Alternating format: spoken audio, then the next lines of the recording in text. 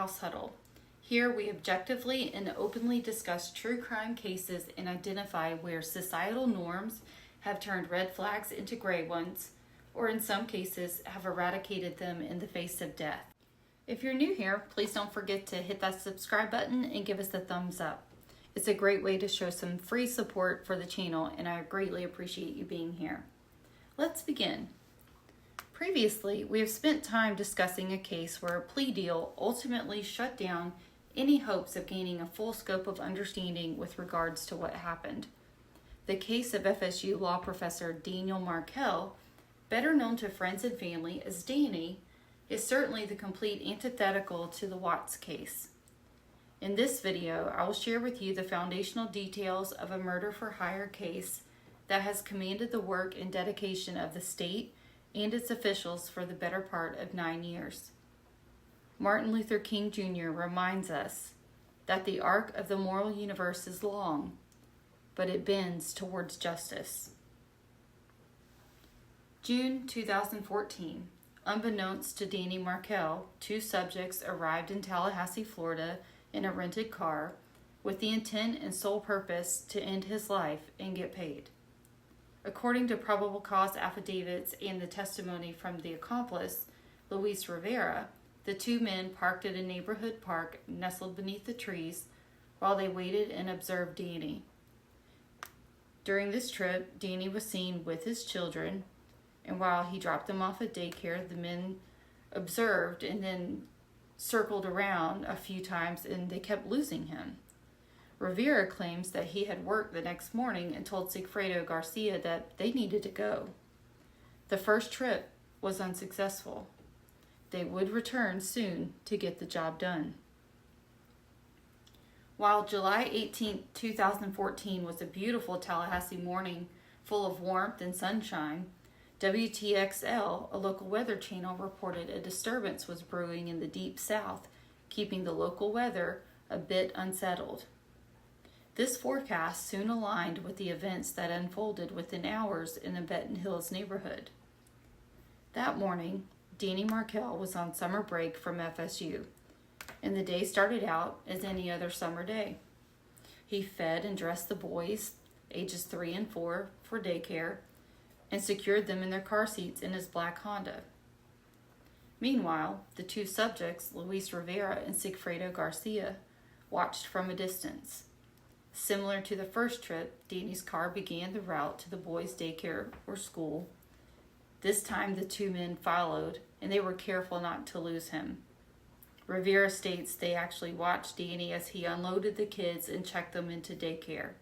Then as he pulled out of the center's driveway, they followed suit. Security cameras show the men entering the parking lot at Danny's gym, Premier Fitness, from a different entrance than Danny, yet passing just feet between each other as Danny searched for what I've always called the best parking spot in the parking lot. The little tree would shade your car just right, depending on the time of day you went for your workout. The chill of driving through a parking lot, passing a random car, and not knowing that the driver and passenger in said car is not just randomly passing you, rather they have been watching and following you for over an hour, plotting your demise and their getaway. It's quite frightening when you consider the small town feel of Tallahassee and how many times you and I pass by cars in a parking lot. The two subjects parked their car and waited for Danny to finish what would be his last workout at Premier Fitness. He then walked to his car, and the two prepared to follow. Surveillance footage from city buses captured the subject's car following Danny towards his neighborhood. Danny would turn off onto Armistead to enter Trescott the back way, ending a morning call to his mother and taking a call to discuss the boys' school. This would be a conversation he would never finish. The subjects, Rivera and Garcia, continued their known route to Trescott, once again coming face to face with Danny just moments before they would forever alter the life of the Markels. Luis Rivera discloses that he was driving, and the professor took a different route, but that they ultimately met up at the driveway. Again, a mere few feet between the two vehicles, and yet no idea that they were there to harm him. Division Chief Sarah Dugan painted the picture in opening statements of what is now the fourth trial to take place in this murder-for-hire case. Let's listen. Throughout his just normal routine that morning, he was being followed. He was being followed by 2 hired hitmen who traveled all the way from Miami to Tallahassee for the sole purpose of murdering him. And just like something out of a horror movie, he pulls into his driveway, and the car that, unknown to him, pulls in right behind him. Moments later, Dan Markel's neighbor heard a gunshot. He looked out the window and he saw a light-colored Toyota Prius backing quickly out of Dan Markel's driveway and then speeding away. The neighbor waited for a couple minutes to see if maybe Dan Markel came out of his house or backed out of his driveway too. And when nothing happened, this neighbor got that funny feeling that maybe something could be wrong here. The 2 flee the scene in the Prius. It's a quick escape from Benton to Thomasville Road, then I-10 and on to I-75. It may take roughly 5 minutes to get to I-10 from the Markel home. They make a quick stop at an ATM in Pembroke Pines and then on to Rivera's house. Meanwhile, back in Tallahassee, ex-wife Wendy Adelen is located having lunch with friends at a local restaurant and rather discreetly asked to ride to the police station. She makes mention of how uncomfortable she was during the transport because she was told very little to no details until we see her in the interview. This was a genius move on law enforcement's end because to be able to capture and have on video and audio her initial reaction to being told that Danny had been shot, that is evidence that would have been lost forever had she not been in that room when she was given that information. So while they call this an interview of Wendy Adelen, keep in mind, you guys know how it goes. The first person to typically be suspected is the one closest to them, whether that's a spouse or an ex-spouse. So that's normally number one that has to get ruled out. Knowing that they were bringing in the ex-wife, no doubt they knew they needed the cameras, they needed audio, they needed everything to be captured because at this point, they didn't really know anything. Let's listen and observe Wendy receiving the news of Danny being shot. Please keep comments respectful and objective, but feel free to include whether you believe this is a genuine response or action on her part. What'd you hear? Who was your voicemail? It's from Lisa Carey, who is my real estate agent, or who I had gone with to find a house. She just said she was driving around town and she heard there was a shooting on Trescott. Yeah, that's what this is about. I'm sorry you had to hear it that way. I'm sorry, I didn't know if I should. It's all right, just leave it there. Is it still on? It's right there. Do you want to just hit play again for me? Sure.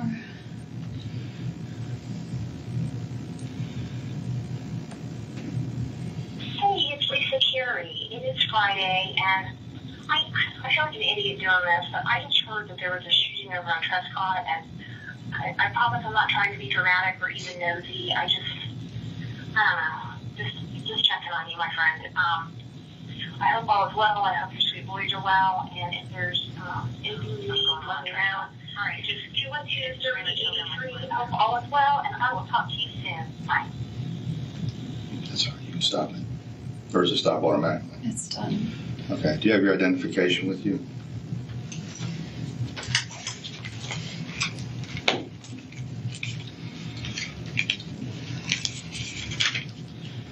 All right, so you never took the last name of Markel? No.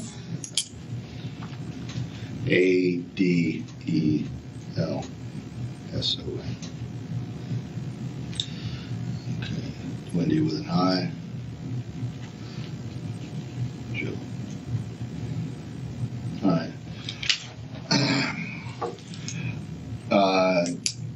There was a shooting at your home or your ex-husband's home at 2116 Trescott. Okay. Your ex-husband, Daniel, all right, has been taken to the hospital. He's not going to survive. Oh my God. Okay.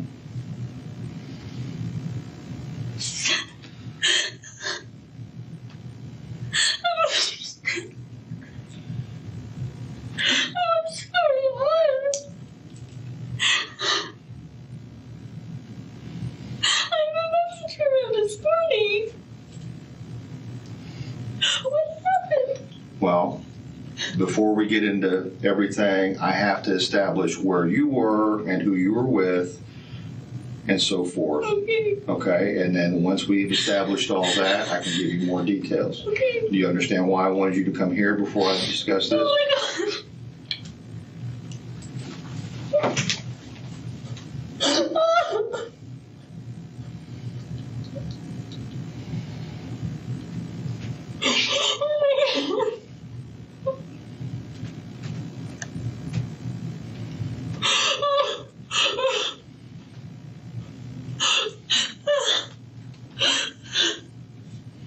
I'm sorry. That's okay. No, you have nothing to be sorry about. I just don't understand. How did this happen?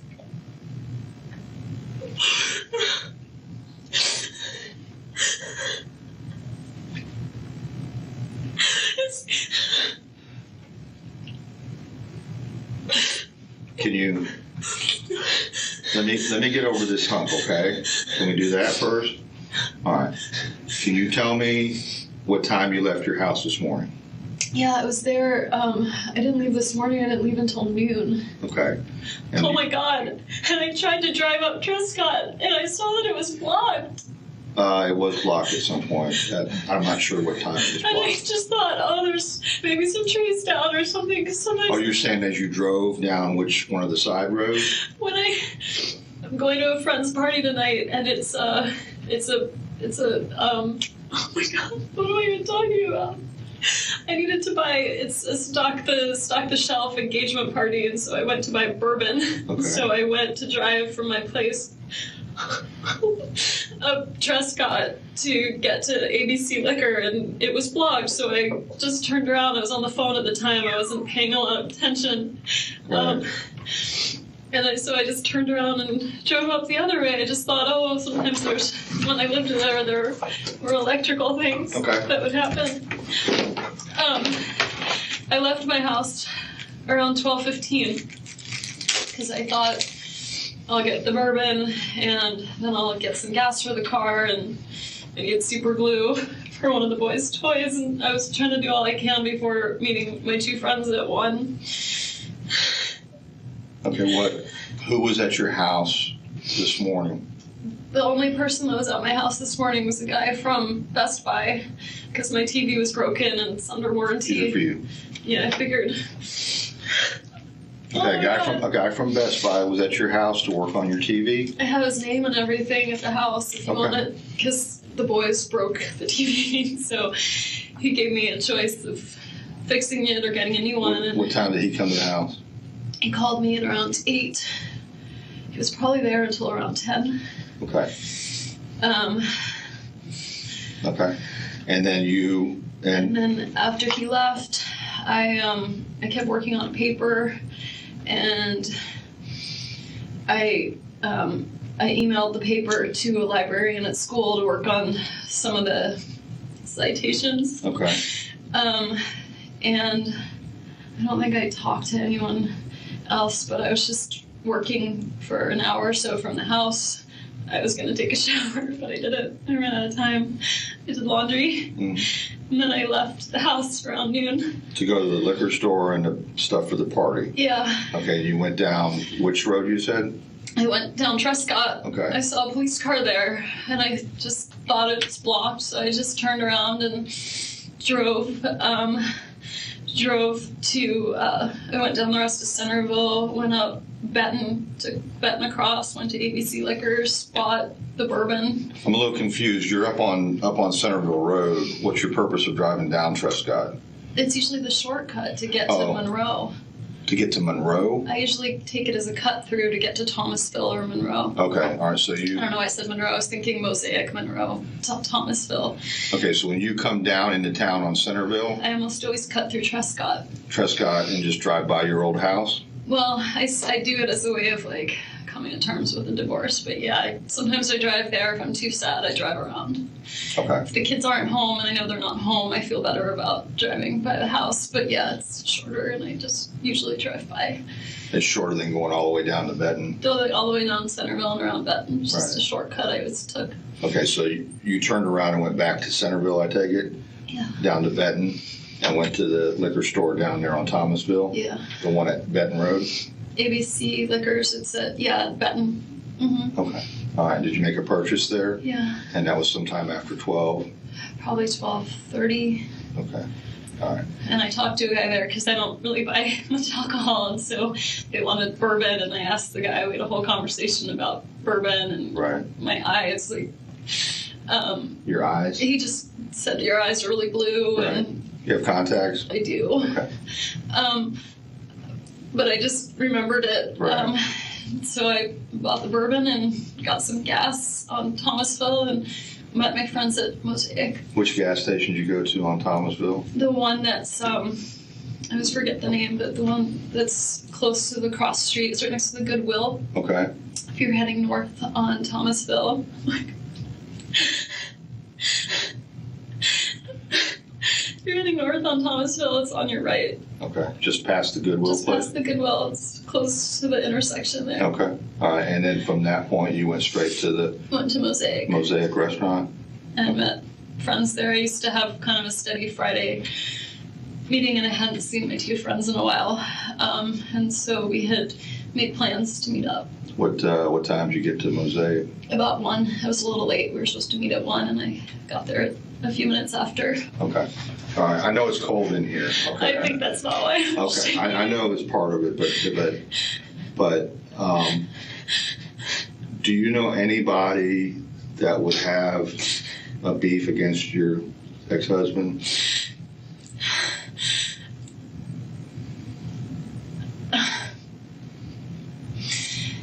He's, oh God. I hate to ask it now, but I have to do it now. You understand, right? I understand.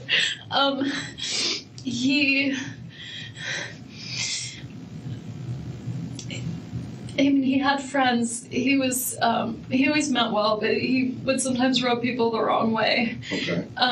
But not anyone who would do something like this. Anybody that he owes money to? No, he owes money to me, He owes money to you? but not, Okay. not me. Okay. All right. All right. Oh my God, we're kids.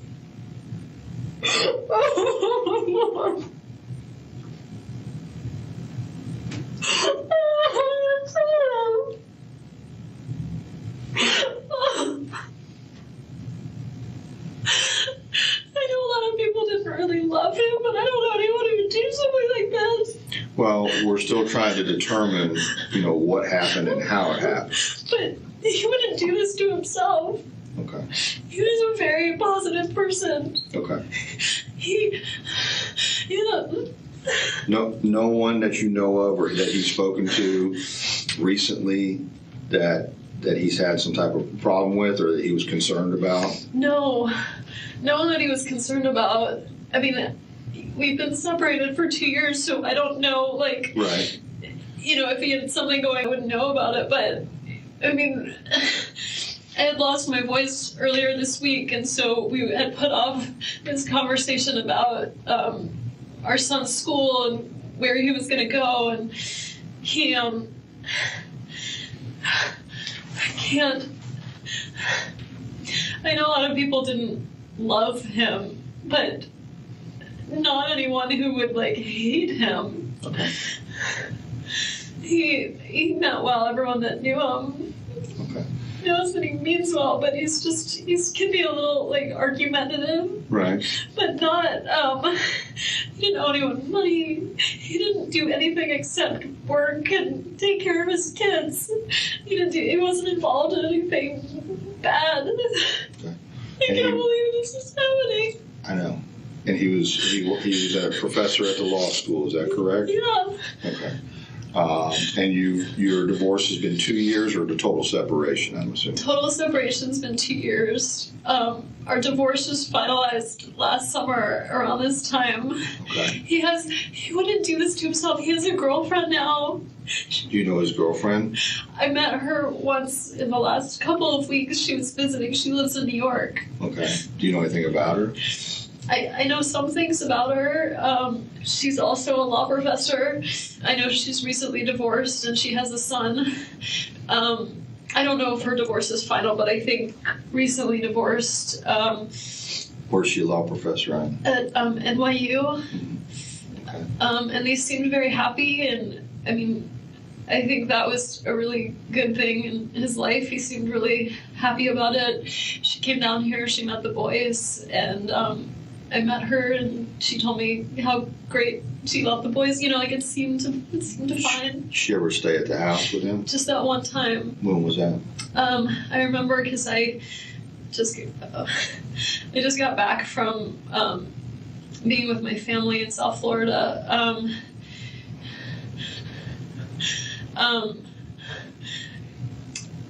Sorry. It's okay. You're doing great. So what date was it? I went with my family. It was my dad's 70th birthday, and we went home for it. So his birthday was the 5th. I left Monday the 30th. So she must have come into town Saturday, the evening of the 28th. What month? June? This past June. Just now. So June 28th.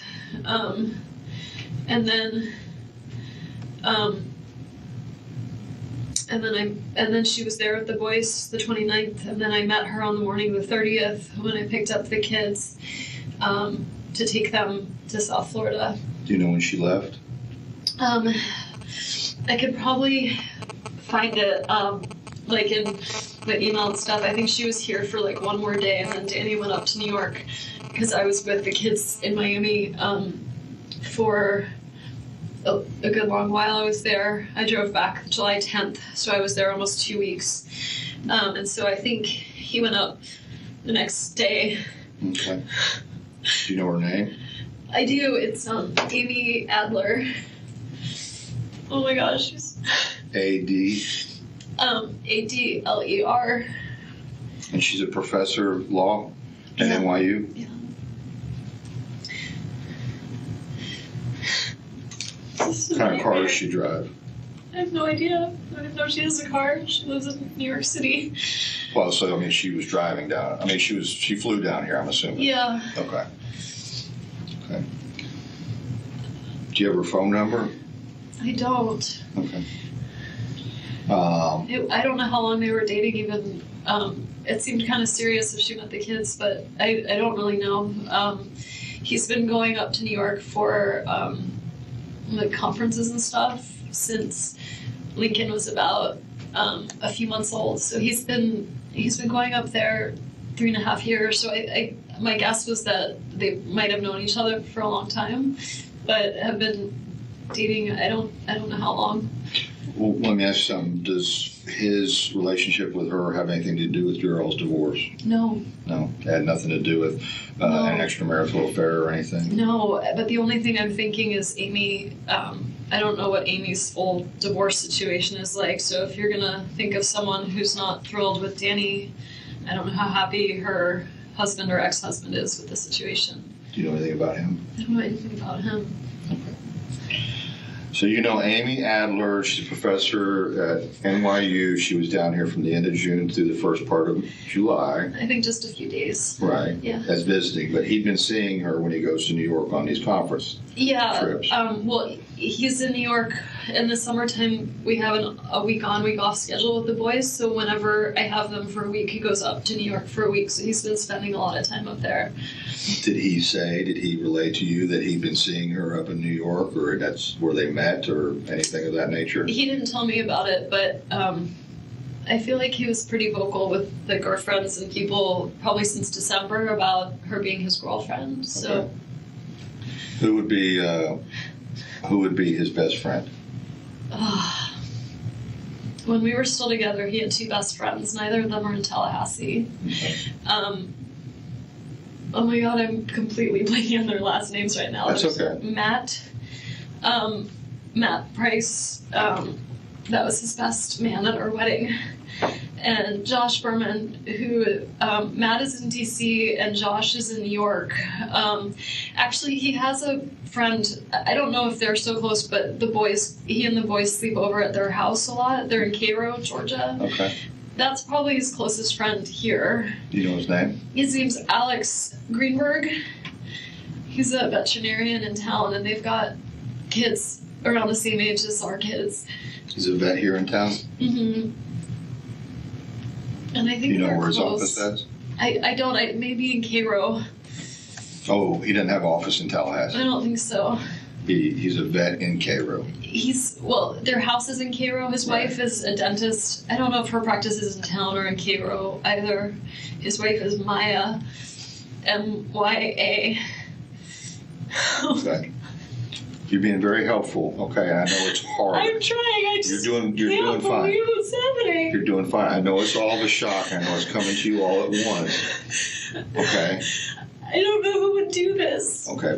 Well, it appears from what we've seen so far that someone intentionally hurt Danny. Okay, intentionally. Okay, I don't You think. don't know who it is. No, and I don't What if think. they come after the boys? I don't think that's going to be. I have no indication at this time that that's a threat. Okay, but the boys are going to stay with you. You're not going back over to Trescott. Okay. No, I don't live there anymore. I know you don't. But the boys are going to stay with you. Okay, and they'll be fine. I don't know if I can take care of them like this. All right. Where's your closest family at? My family actually just talked to my brother this morning. My parents are in Coral Springs. Okay. And my brother, I have two brothers, but I'm very close to one of them who is in. How did it come to this? Those of you who have been on this channel from the beginning know this means we will look at this case from every angle possible with objectivity and ask the hard questions. Let's take this case all the way back to the beginning. Daniel Eric Markel was born on October 9th, 1972, to Ruth and Phil Markel. He was raised in Toronto, Canada. His mother dotes on him in her 2020 interview from this year, stating while she was certainly proud of his professional accomplishments, she states her most proud moments were watching him as a father. In her book, The Unveiling, highly recommend, it's a good read. Ruth mentions how from an early age, Danny was certain he would attend Harvard. Dan worked diligently to crush those goals of attending Harvard and succeeded. He would not only graduate magna cum laude, he then studied at the Hebrew University of Jerusalem and earned a master's in political theory at Cambridge, before returning to Harvard for his law degree. He would later land a job clerking in Washington, D.C. He would soon begin his journey to finding a life partner, a wife. Wendy Jill Adelson, born on April 22nd, 1979, in Florida. Her mother, Donna Adelson, worked diligently to provide a structured environment for her children tending to domestic responsibilities, while her husband, Harvey Adelson, focused on building a dental practice in Miami, Florida. Harvey's specialty was cosmetic dentistry, and eventually Donna would join him at the office of the Adelson Institute, working as an office manager. Wendy's two older brothers both went on to achieve successes in the medical field. Oldest brother Robert became a physician, while Charlie Adelson became a periodontist and later joined his father in their family practice. Wendy was a scholar in high school and went on to attend Brandeis University, where she too graduated magna cum laude, earning a bachelor's degree in business communication. She achieved a master's in international relations from Cambridge University and a JD from the University of Miami College of Law. She lands an internship in Washington, D.C., and soon, this is where the world of Markel and Adelson ultimately come together. Wendy and Danny both appeared to choose the dating app JDate to help with locating singles with similar values. JDate is a dating app for Jewish singles. It's been reported by the family that Wendy's mother, Donna, was sitting right by her side when she chose Danny. This would be the swipe right that would launch the two of them into a relationship. With Wendy in Miami and Danny in DC, the relationship seemed to advance somewhat quickly.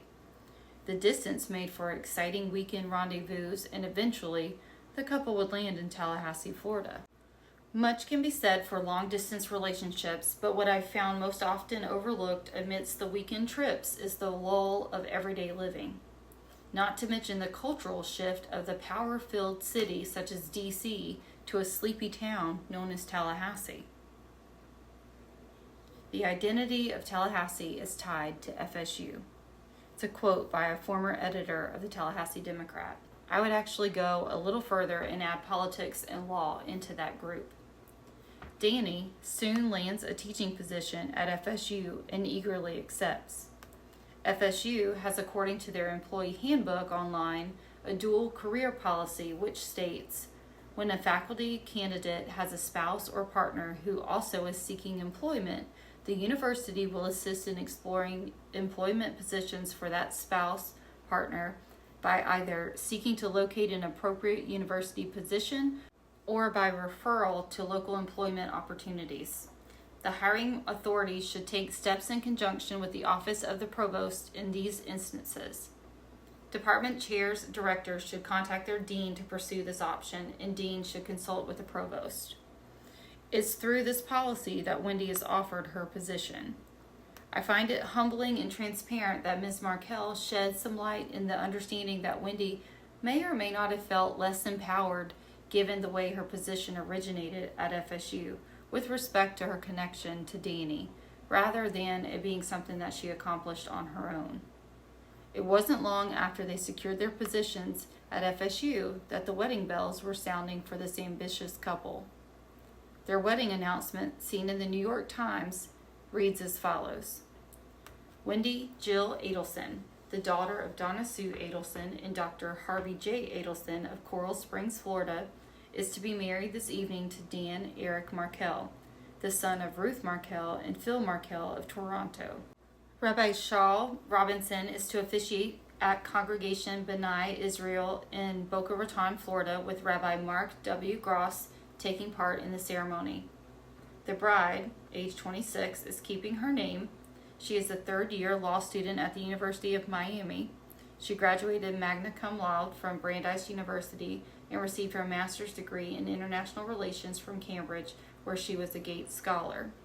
Her father has a dental practice in Tamarack, Florida, for which the bride's mother is the patient care coordinator. The bridegroom, 33, teaches criminal law at FSU. He graduated magna cum laude from Harvard.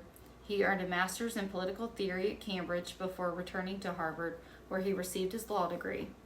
His mother owns R&M Enterprises, business management consultants in Toronto. She is also the author of Room at the Top, A Woman's Guide to Moving Up in Business. His father is president of Smart Outsourcing Services, an apparel warehousing and distribution business, also in Toronto. As many brides-to-be do, Wendy and her mother got busy planning the wedding. Danny had his own thoughts and input into the celebration, especially when it came to keeping things kosher.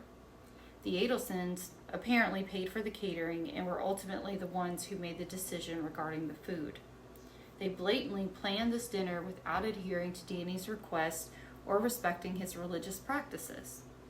It's my opinion that this speaks volumes about the Adelen family.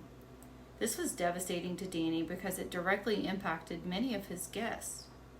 One friend said in a recent interview on Surviving the Survivor that Danny went around to everyone he could and apologized for the food, and then he would go back to the dance floor.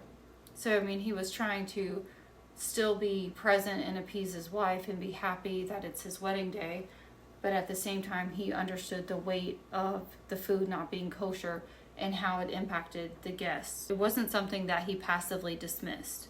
Something to note is the facility actually offers on-site catering that no doubt would have had an understanding and would have been able to keep things kosher at the request of the groom. But my guess is the Adelsons hired an outside vendor, and this on-site option wasn't even a viable option during the planning process.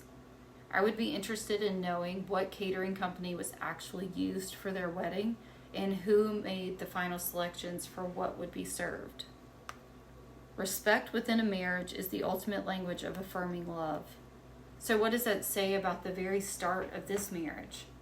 They both were Jewish, Danny more so than Wendy, and yet we see the food issue return a few years later. Was this as big of a deal as some have tried to make it out to be? I raise this question respectfully because in Ms. Markel's book, she mentions that while Danny maintained his practices, he did not hold Wendy to them.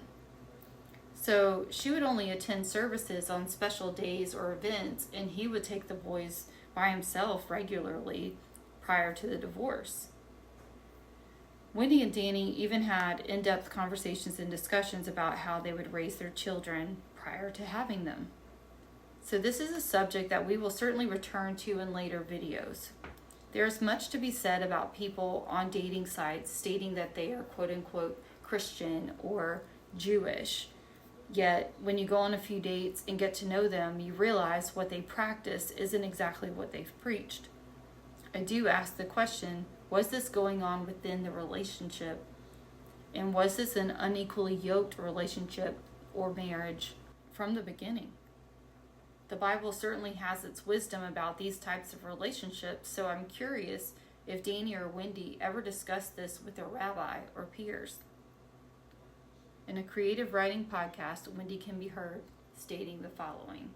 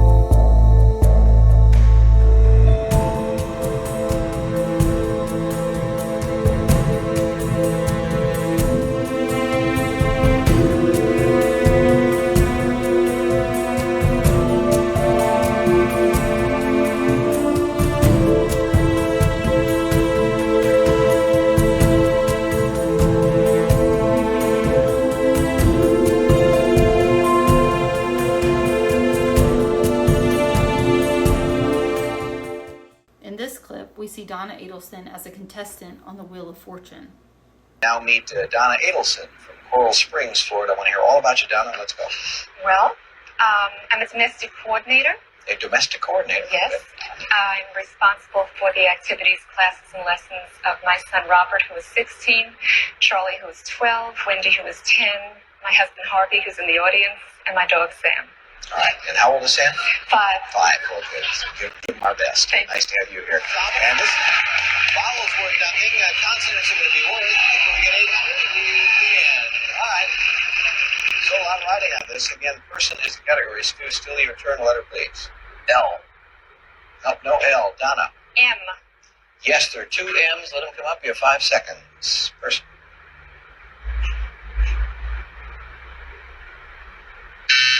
Ella. K. Yes, K. Mustard maker. Nope, still Mustard time. maker.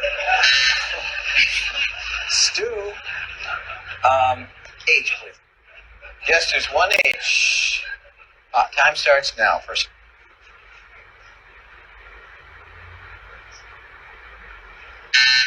Donna. F. Yes. Mischief maker. Yeah, that's it, Donna.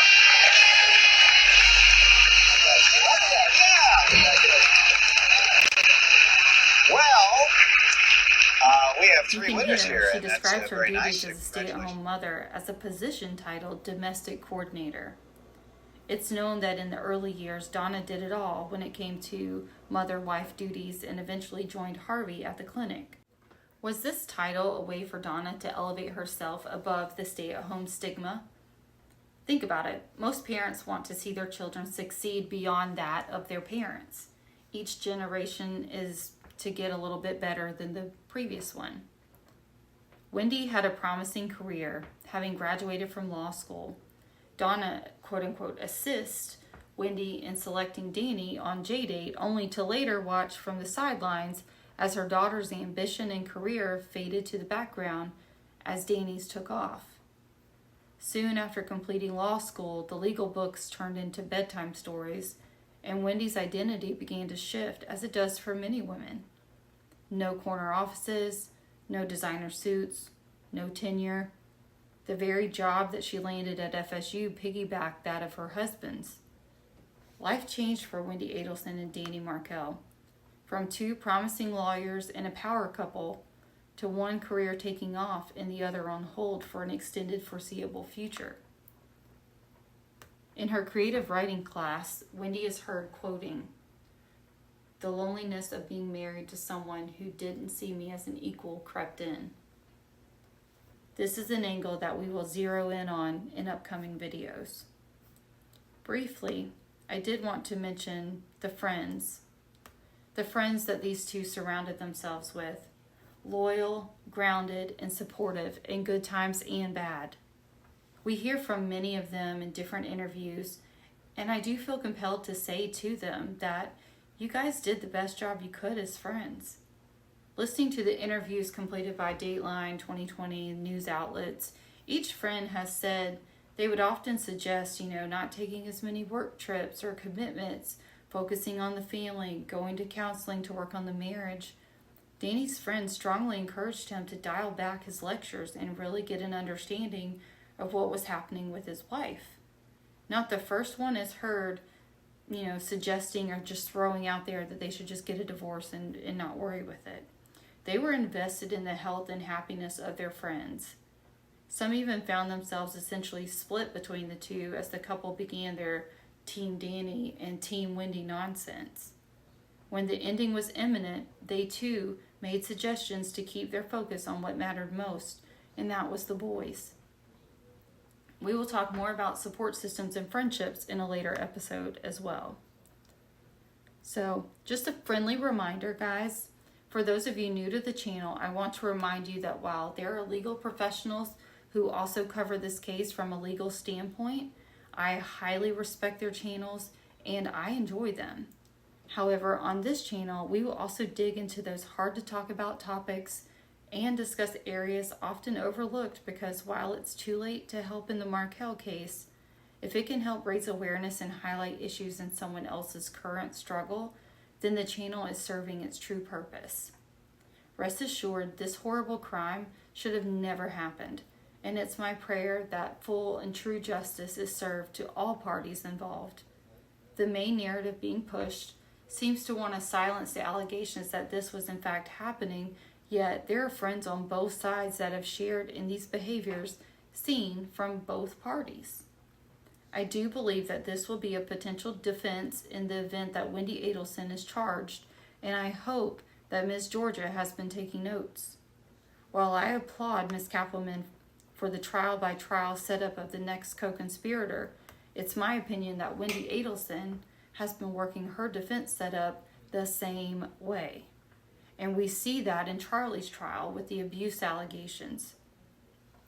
Was Wendy setting up both her and her mother's defenses? Each trial has given Wendy some insight into where the prosecution is headed.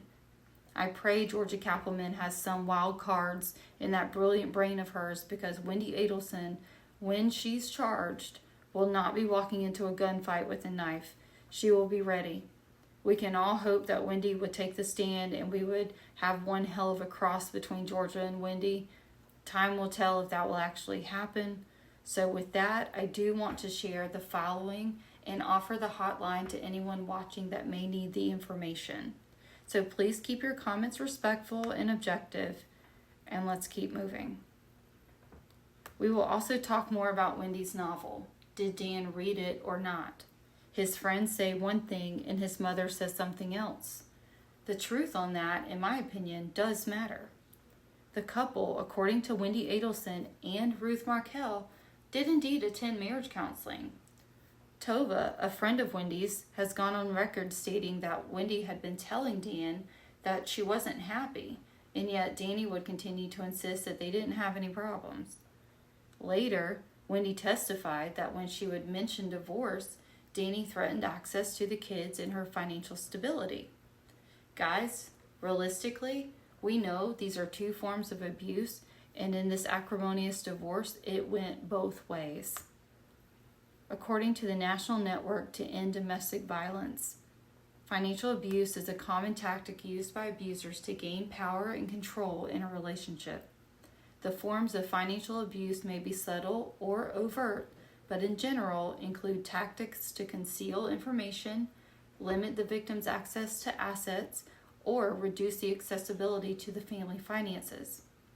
Financial abuse, along with emotional, physical, and sexual abuse, includes behaviors to intentionally manipulate, intimidate, and threaten the victim in order to entrap that person in the relationship. It's exactly what happens when someone tells you that you're going to lose everything if you file for divorce. Financial abuse occurs in 99% of domestic violence cases. Financial abuse, while less commonly understood, is one of the most powerful methods of keeping a survivor trapped in an abusive relationship and deeply diminishes the victim's ability to stay safe after leaving an abusive partner. That's not okay, guys. It's not okay. Nor is it usually the first time that this type of behavior is seen. We will be discussing cycles within this relationship very soon. In the next moments, both Wendy and Danny made selfish, knee-jerk reactions which set into motion the divorce from hell. In an interview with Dateline, Danny's friends note that Danny didn't see results coming out of marriage counseling and ultimately returned to his work and traveling, thus leaving Wendy at home and planning her exit.